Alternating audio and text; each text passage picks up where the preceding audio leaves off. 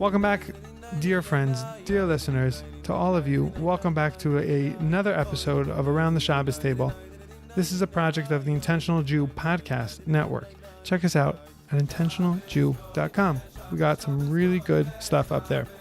And today is an awesome week for our family. We are celebrating a big simcha. My oldest brother is celebrating and his son becoming a bar mitzvah. And that's an awesome simcha for our family. And it sort of allows us to stretch our Shabbos table in a bit. And this is my welcome to our guest. I'm here with my father, the father, and our Shabbos table is really wide. My father is in New Jersey. I'm in Israel. And we get to welcome in my brother all the way from Pheonix, Arizona. So it's really an exciting time. Also, it's our first Shabbos guest. So Around the Shabbos Table now becomes a Wogie Fest, if you will. To introduce my brother, he's an educator and a Rebbe in the Yeshiva in Pheonix. I think we would put him in the category of the Rebbe who cares, the Rebbe who thinks about his Talmidim when he closes the Gemarah. And for those of you who are not educators or do not have children in the yeshiva system or have never really seen this or experienced the yeshiva system, this is a huge advantage when your Rebbe cares about you and the Rebbe worries about the child. You send your children sometimes very far away from home to go to yeshiva and to learn Torah. And when the Rebbe worries about the things in his life, that's very important. And I know that about my brother, and I know that that's what helps him educate these boys in such a beautiful way. So that is the brother, and that's how I introduce him. So his name is Yonah, and welcome to Around the Shabbos Table, Yonah. Thank you. That's very high praise coming from you, so I appreciate that. You know, just to break that for a second, my favorite Rebbe was Rabbi Adler in Israel, who I think the reason what sold me on him is that he's a bit shorter than I and wouldn't put his arm around my shoulder. And he would almost have to stand on a chair, but he knew that it meant something when he made that effort, and that he showed that he cared about me more than the tests and more than my performance in the classroom. And that really made a huge impact on me. So I see that in you as well, and your Talmidim are very lucky. So I've said that for years, that the Rebbe who you're closest with from your yeshiva experience, that you might have thought that it would be the biggest Talmid Chacham, the biggest Lamdan, but often it's the one who just cared about you the most. And the two could be the same, but are often somewhat not. And very much the Rebbe who just cared about you and in a personal way is the one who you remain closest with throughout your life. It's the difference between a teacher and a mechanech. A teacher can teach great information, but a mechanech is somebody who can get into your kishkas and just care and help you grow. Cool. So today, my dear listeners, I want to bring you into sort of this thought process, and I haven't really mentioned this before on the pod, and I'm going to open it up now because it is Parshat Shemot, and this is where this idea was really planted in my head. And it's an idea, I'll coin it, I'll call it Nechbadus, and it comes from the Sefer of Rav Chaim Shmulevitz, who is the Rosh Yeshiva of the Mir Yeshiva in Yerushalayim, and if you don't know of the Sefer and you're not familiar with it, it's originally written in Hebrew, also translated it to English.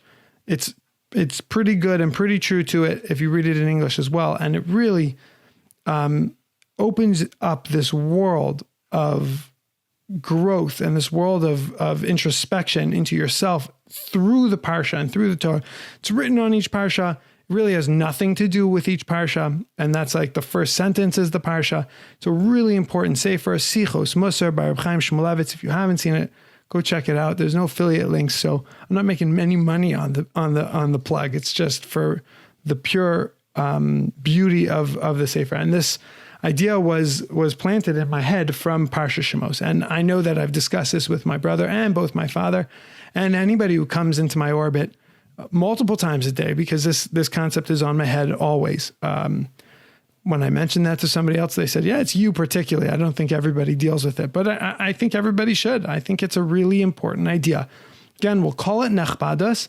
I'll build it up a little bit, and then I want to send it. I want to have a discussion with these two special people in my life whose ideas on this idea of Nachbadas have definitely shaped my life. So I'll give you a little background that in this week's parsha we talk about the beginning of the slavery of the Jews in Mitzrayim.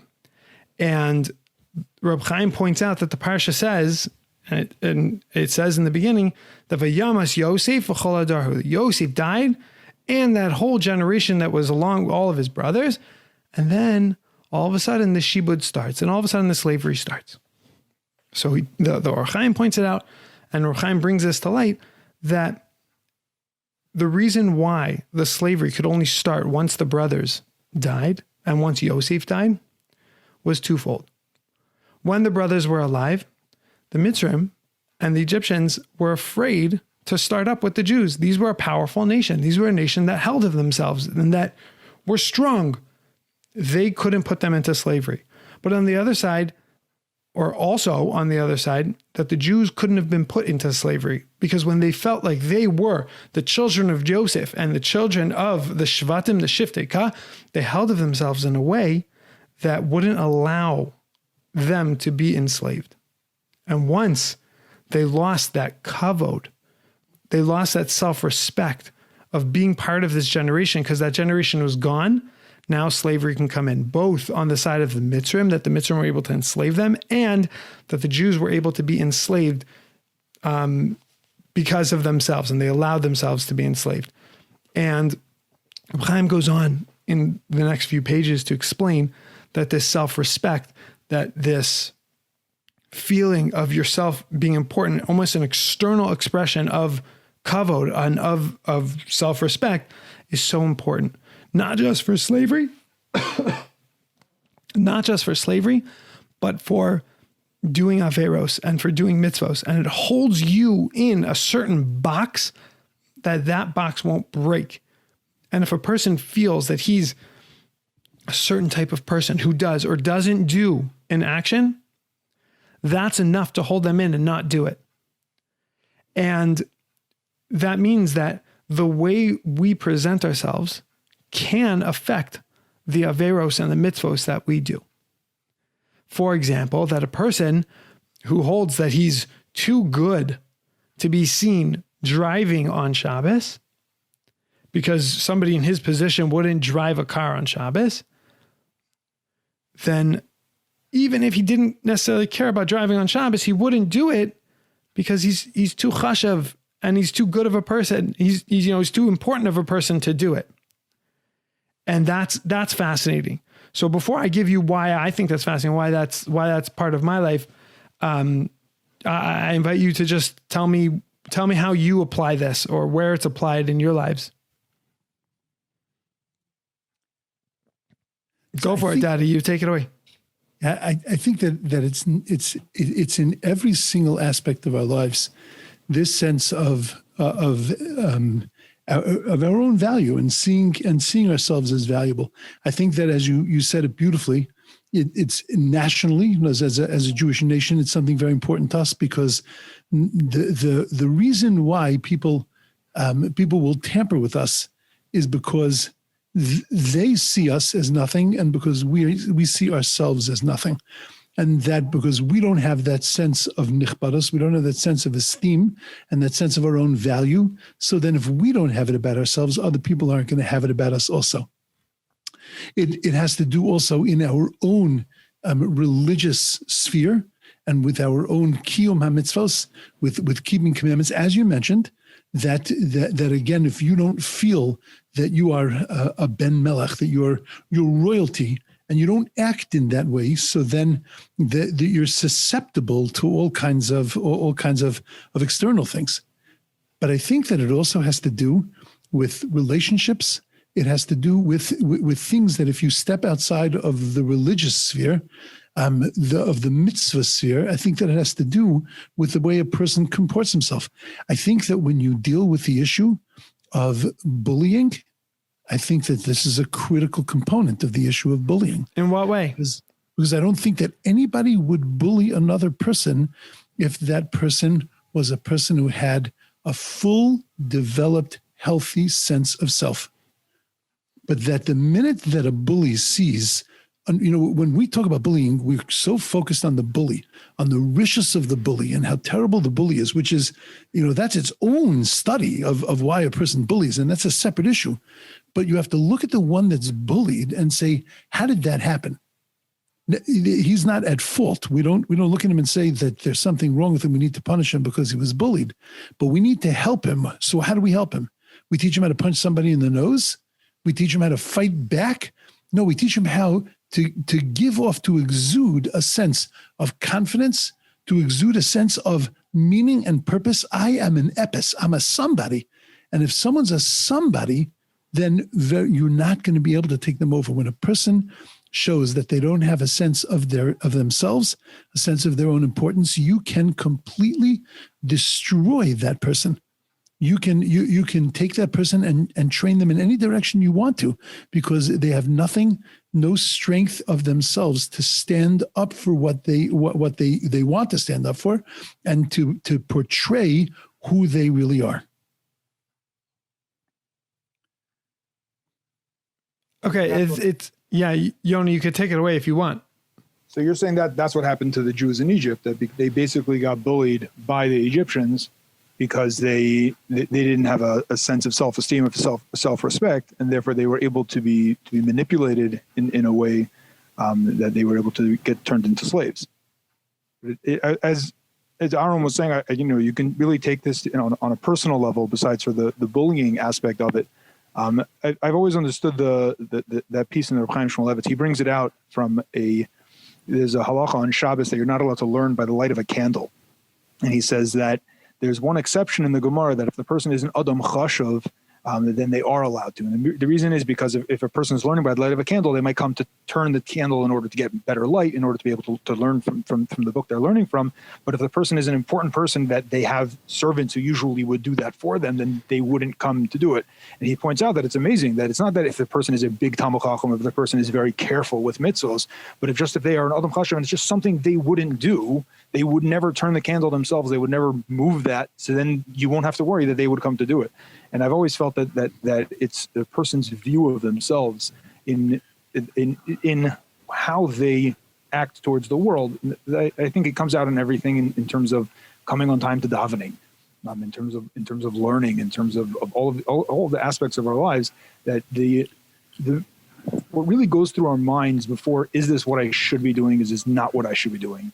Is what do I usually do? What do I do? What's something that I do? So I'd come on time for davening because that's what somebody like me would have to do. That's just what I do in these situations. I come on time for davening.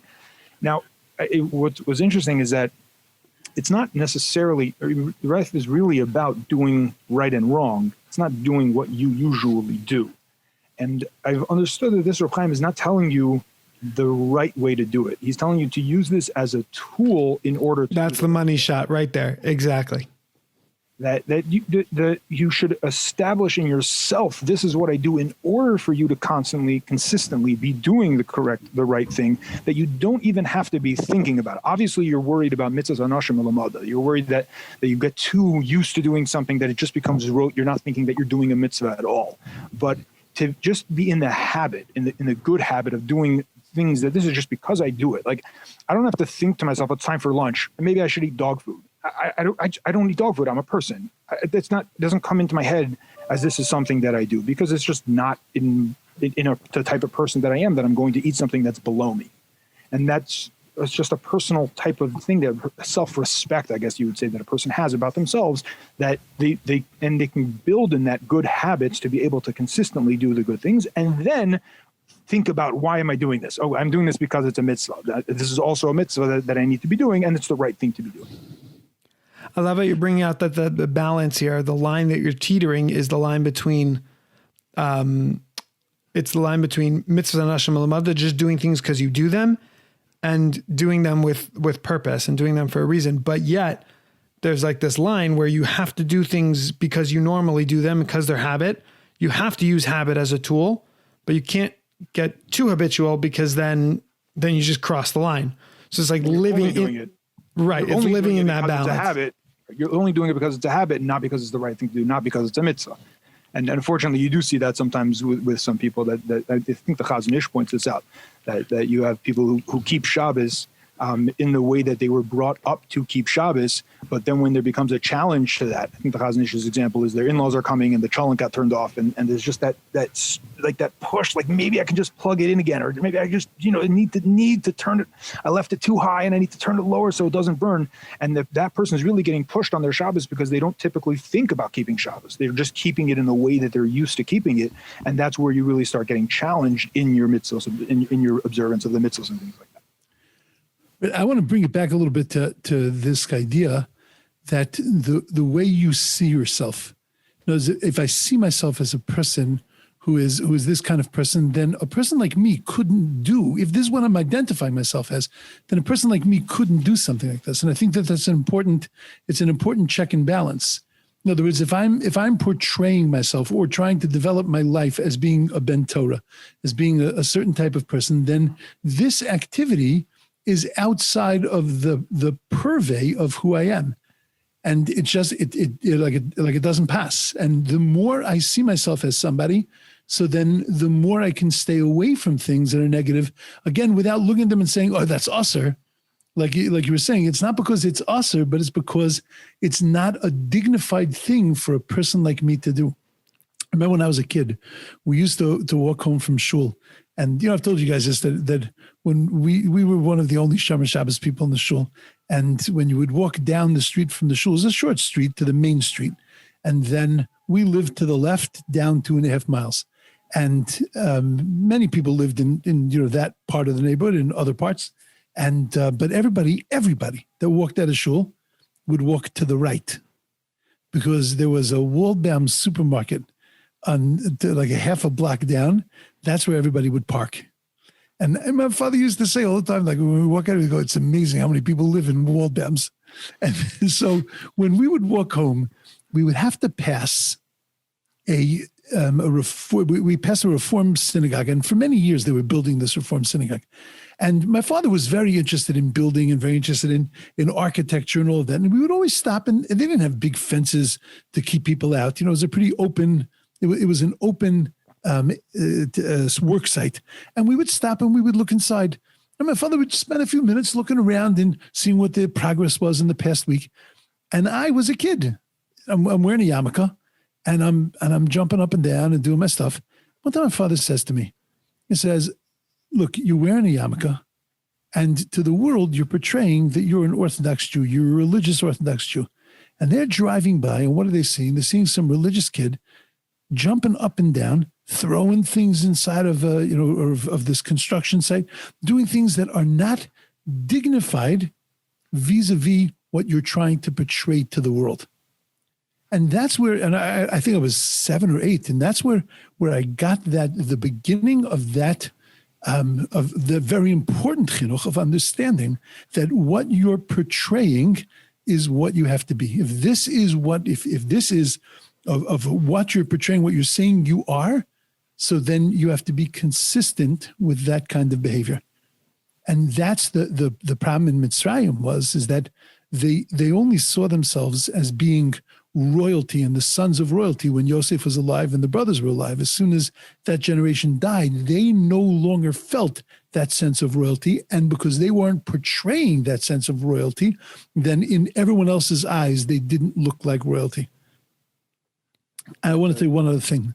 I'm not going to monopolize, but I want to tell you another. I think I've told you guys this story also, but I was once traveling. I'll try to make it quick because it's a good hour story. But I was once traveling on one of these tickets that somebody gave me from San Diego to Eretz Yisrael, and it was San Diego to Miami, Miami to Madrid, Madrid to Barcelona, Barcelona to Eretz Yisrael, but Baruch Hashem, it was business class, but it was it was so many stops. There was no food from Miami to Barcelona or to Madrid. I can't remember if it was Madrid or Barcelona. We stopped in first, but there was no food. As we were sitting on the tarmac, the pilot comes out and he says to me, "Look, I want you to know that there's no food, but tell me," and I was, the apparent Jew on the plane, so sitting in business class. So he says, as if everybody behind me were my people, he says to me, "What can you people eat? What can your people eat?" So I said, we can eat fruits and vegetables. I have to give it to them because within nanoseconds, 2 big boxes of fruits and vegetables were brought onto the plane. It was amazing. Then the guy tells me the reason that there's no kosher food is because there was an outbreak of some kind of, disease in the food, and therefore they have to find a new purveyor of food. Okay. I asked the guy, when did that happen? He said weeks ago. Weeks ago? I said, if something went down in your tray for catering, how many seconds would it have taken for you to find a new food purveyor? I thought it was weird that they weren't doing this for us. Okay, good. Plane takes off. I can eat as many vegetables as I want. Most of them were raw and they needed to be cooked, but it didn't make a difference. It was a box of vegetables. Then the stewardess comes over to me and she says, "You'll probably want to fill out one of these." And it was a complaint form. And I said, "I do want to fill out one of those." As I'm filling it out, I said to her, "I don't understand. Why is it taking so long to find another caterer?" So she leans in as if she's about to tell me a state secret. And she says, I have to be honest with you. This, by the way, there is no guzma in this whatsoever. She leans in and she says to me that since the food went down, when we go around and we tell people, we don't have your kosher food, but we do have non-kosher food and vegetarian, so many of them say, "Oh, okay, I'll take one of those." My company doesn't feel that if it's not important to the Jewish people to have kosher food, then why should it be important to us? And that was such a powerful lesson to me, that when we portray ourselves in a certain way, it's the grasshopper theory. It's the old, by the Meraglim, that we were, in our eyes, we were grasshoppers and therefore in their eyes, we were grasshoppers because we felt like grasshoppers. They saw us as grasshoppers. If we feel like royalty and we act like royalty, that's the way the world will look at us. But if we feel subhuman, if we feel like criminals, if we're always trying to cut a line and to find a way to knatch out of something, that's the way they're going to see us.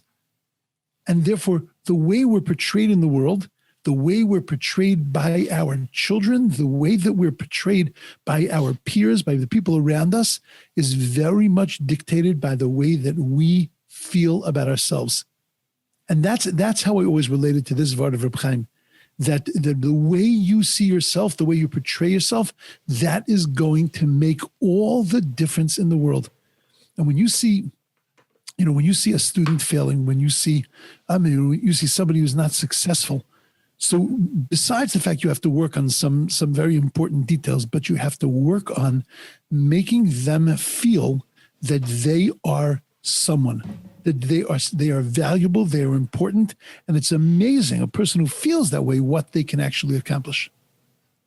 Yeah, but it's a really, really fine line as well, the way you understand it, which I don't disagree with you, that it's important that you recognize and realize how you're portraying, what you wear and who you are and how you act as a portrayal. But Judaism and our relationship with God is not about how we portray it to everyone else. To go back to your story with the child, which was you, the reason why you don't throw rocks on SHABBOS is not because people are driving by and watching. It's a tool to get your son not to, but this is where it ties to Yonah, which is any idea you want to say here, you have to say that this idea of Nachbadas is a tool, because if it becomes the Iker and it becomes like we spoke about Iker and Tafel, right? Once it becomes the reason why and the motivation behind the mitzvos, then you've crossed the line, then you're too far.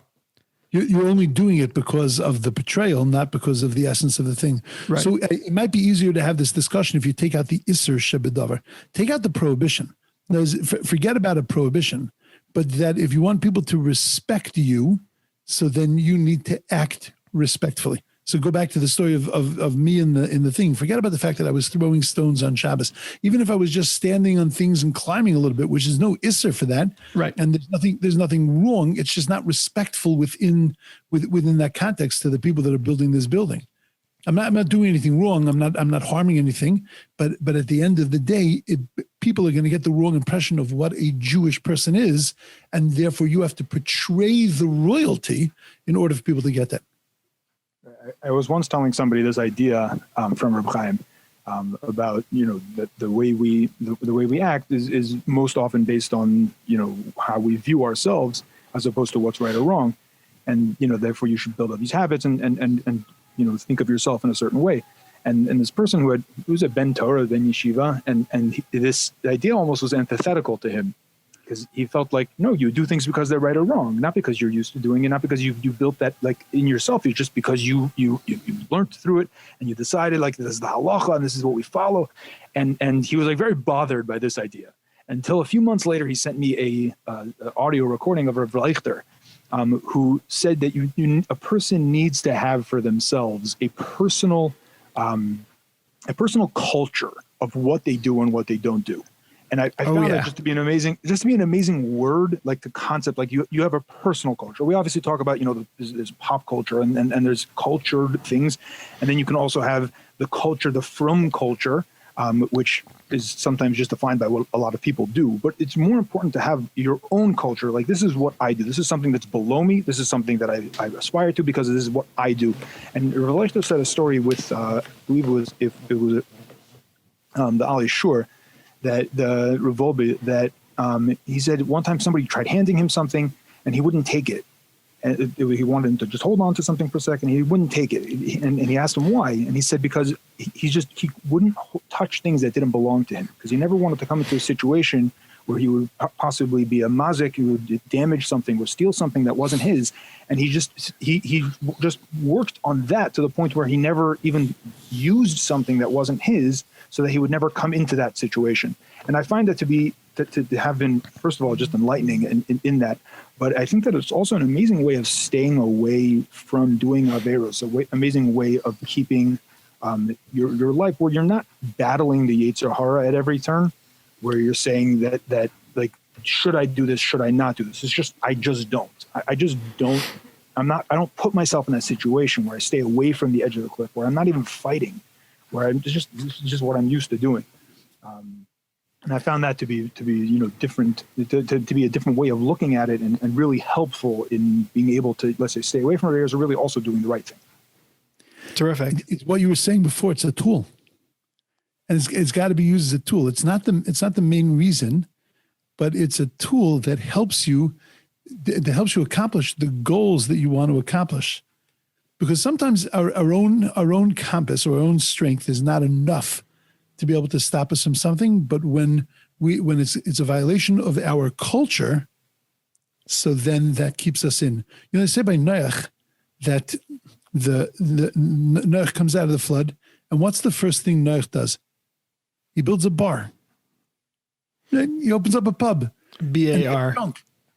Say again? A bar. I thought you said a bar. I was like, no, that's not the story. Right? No, he didn't build a pit. No, not my Noah. He builds a bar, and he produces wine. He gets drunk. Noach ish tzaddik tamay b'daraisa. What are you talking about? How did that happen to him? And if he's building, or so they say, because he was so depressed about what happened, watching everybody die, that he built a bar. Well, he wasn't depressed before. 120 years, he's building, hacking, clapping, building a boat, and nobody cares. That was enough to make you depressed. So what happened now? Is that there were no neighbors. See, up until the flood, there were neighbors. And Noach was an ish tzaddik, Tomei Dorosov. But you know what? Tzaddikim also, they waver. And tzaddikim also sometimes have hard moments. But they have to rely on other things to keep their culture. And you know what? What are the neighbors going to say? What are people going to say? That's not our main motivation. That's not why we do things. But at the end of the day, it helps keep me in check. And when there are no neighbors, look what happened. He Fascinating. He went from the top to the bottom because there were no neighbors. We don't do things because we want people to look at us and say, oh, that's royalty. Right, such a sensitive line. But at the end of the day, we need it sometimes to remind us to stay true to what we believe is important. Right. I think that's the nakuda. That's the point. It's not that I'm worried about what other people are going to say. It's that this is where I've set myself compared to other people in other people's view, and I want to retain that because that's how I can keep that as a reminder for myself. It's not that I'm worried about what other people are going to say. Is that this is the standard that I've raised myself to, and which is interesting because that you were talking before about chinuch and your father. People have asked me, how did you end up being normal, which I guess is a relative. Assuming, assuming a lot. Assumptions, but, how did you end up being normal growing up in a community that, was not necessarily the Makom Torah as other places are? And the track record of growing up, let's say, in a place like that, of being a rabbi's kid, having that stigma is not necessarily the best way to raise a child and to end up, being in a good place. So I've been asked this question, like, how did you end up, end up good? And I developed an answer where I said that my father never pressured us because we were the rabbi's kids. We were never pressured as, you have to come to Shachris because what are people going to say? I'm the rabbi, and if my kids aren't showing up, then people are going to say bad things about me, and I can't have that. And it was never about him. It was just, this is what we do.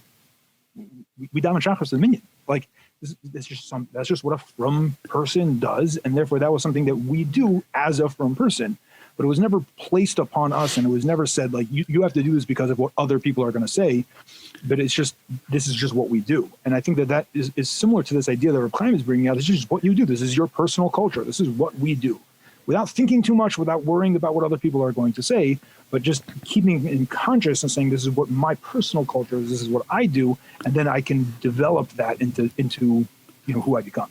It's always hard how you give that over to and we spoke, like a few stories spoke to this, but how do you give that? In our conversation, Yonah usually goes to this, that how in the world do you teach us to children, 7, 8, 9, 6, 7, 8, 9, and how do you teach us to teenagers, 14, 15, 16? How do you teach us to young adults, 21, 25? How do you teach us to 30-year-olds, 60-year-olds? But teaching this over is so hard. So I think that the main answer they always give you is that you have to model it. It's not something you can say. It's something you have to model. That's what I feel. The answer to that question, Yonah, that you said, how do we come out half normal? And again, I'm not trying to flatter, just saying the reality by me is always at this one time we went, it must have been 2:00 in the morning. I think it was after, I don't know when, it was around some chag, and we went to go get milk, and we were halfway down to Ralph's, and Daddy didn't have his hat and jacket, and he turned around, drove back up, and went down. And it was like, we're getting milk, and it's Ralph's, like 2:00 in the morning. What are you doing? This is how the Rav is. People look at me in this sort of way. I have to act like this because there's Nachbadas, and if I do it like this, I'll act like this, and that's an important message. And that's what always stuck in my mind was that kind of like Nachbadas, that covet, that self-respect of going to the store to get milk, wearing what you usually wear is not in sweats and a t-shirt is the lesson. So to give that over, modeling is always going to work the best. We all three understand that, and jacket is not really the essence of correct of that story. I understand that, right? Obviously, but I'm just saying that I am able to transcend the what it was to what you were saying by doing that. But that's the whole point. The whole point is the way you portray yourself, the way you see yourself, is ultimately the way you portray yourself. And that's what's critical, and that's what keeps you in, that you see yourself as this kind of person. And I think that's, you asked how you give this to a 15-year-old, how you give this, you have to develop for them how they see themselves. By discussing it, by modeling it, cool, by talking about it, that this is who we are. This is our identity. This is our definition.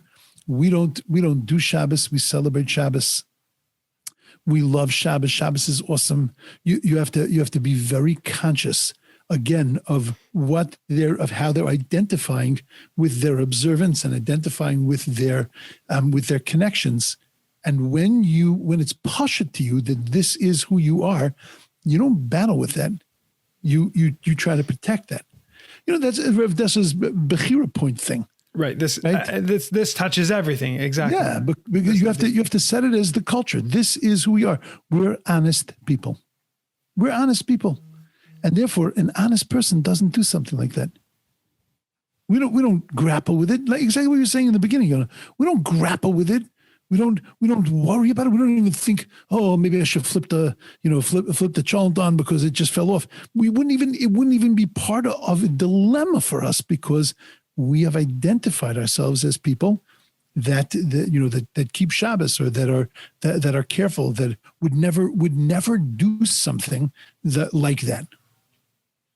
I think that in chinuch, obviously with your kids, but just in the classroom also, an important way of teaching this to people, besides sort of the modeling, is bringing them up to the place where they can realize that they are shaykh, that this level that they perceive you at, of your self-respect, is possible for them too. Cool. Because often the main reason for people not having this self-esteem, this self-respect, is that they don't think it's possible. Like I'm just a little kid. What do I know? I mean, even though most teenagers think they know everything, but they think like, okay, that's like for them, and it's not really for me. I'm not like that special. I'm not that chashuv, and like so I can do all of these other things too. But I think to bring them into this world and to have your world open to them, to say that this is possible for you also. It's not just something that I'm sitting here on my high tower believing in myself like this, but this type of self-respect is something that is possible for you also, is more than just modeling it. But I think you have to tell that to them and bring them into that world and show them that it really is possible for them to live it and be like that too. And the sense of pride that this is what I have, Baruch Hashem Bachar Banu, that we are a lucky people that we have these things. And that we are lucky to be a yid. It's geschmack to be a yid, but this has to. It's got to pour out of you, and that's what touches your Talmidim. That wow, this is something special. You can't tell a 15-year-old that he's the luckiest guy in the world because he has to wake up at 6 o'clock in the morning and daven, but he can see everything around him. Is that the attitude is not that we have to do this. The attitude is that we are lucky to be able to do this. We're not doing mitzvahs because we're trying to get points in front of God, because this is the best way for a human being to live.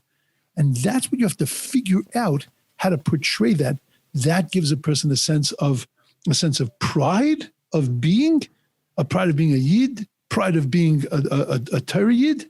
And that pride is going to help them develop themselves and pull things out of themselves.